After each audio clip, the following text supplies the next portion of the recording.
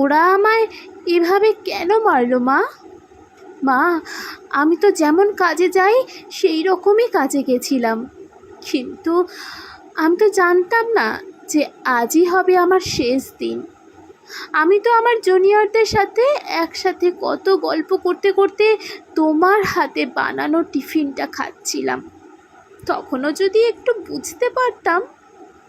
রাত অনেকটা হয়ে যায়, আমি ওয়ার্ডে একা তখন, আর হঠাৎ ওরা আমার সাথে।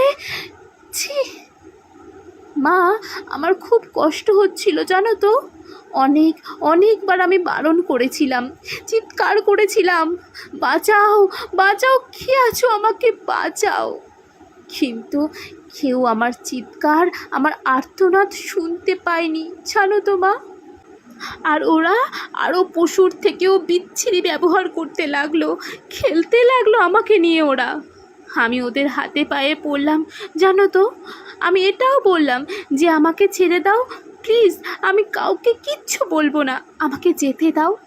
কিন্তু ওরা আর আমায় তোমার কাছে একবার যাওয়ার সুযোগটা দিল না তোমার কোলে শেষবারের মতন মাথা রাখতে দিল না শেষবার তোমার হাসি ভরা মুখটা দেখার ও শেষ বিদায় জানানোর সুযোগ। আমার গলা টিপে ধরে নিজেদের সর্বশক্তি দিয়ে আমার গলা চেপে ধরে জানো মা। আমি অনেক কষ্টে চেষ্টা করি বাঁচার, কিন্তু হয়তো আজ ভগবানও চায়নি যে আমি হয়তো বেঁচে থাকি। ওই পশুদের শক্তির কাছে আমি হেরে যাই, আমার গলার হাড় ভেঙে যায়। ওরা আমায় ওভাবেই ওখানে ফেলে রেখে চলে যায় ওই বিবস্ত্রভাবে। সকালে সবাই আসে, কিন্তু এ কি, আমি কারোর সাথে কথা কেন বলতে পারছি না? তোমাকেও দেখতে পাচ্ছি, তোমায় কত করে ডাকছি, তুমি শুনতে পারছো না কেন মা আমার ডাক? ও ও মা, মা গো, এই তো দেখো দেখো না মা। ও মা, এই তো আমি, তুমি কাঁদছো কেন? কি হয়েছে তোমার? ও মা, দেখি মা সামনে একটা লাশের দিকে তাকিয়ে হাউ মাউ করে কাঁদছে।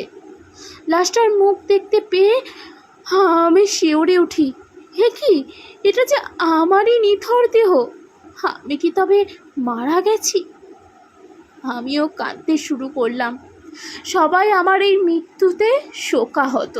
সারা দুনিয়া আমার মৃত্যুর ঘটনা আপাতত জেনে গেছে, সবাই বিদ্রোহ করছে, কিন্তু আমি আমার নিতর দেহর দিকে তাকিয়ে রইলাম। আমার শেষটা তো আরও ভালো হতে পারতো বলো মা। দেখো না মা, ওরা আমার মুখের দেহের কি বিচ্ছিরি অবস্থা করেছে, দেখো মা।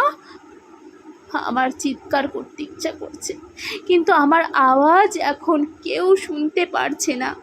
আমি এতগুলো লোকের সামনে চিৎকার করছি, কিন্তু কেউ আমার এই চিৎকার শুনতে পারছে না, কেউ না।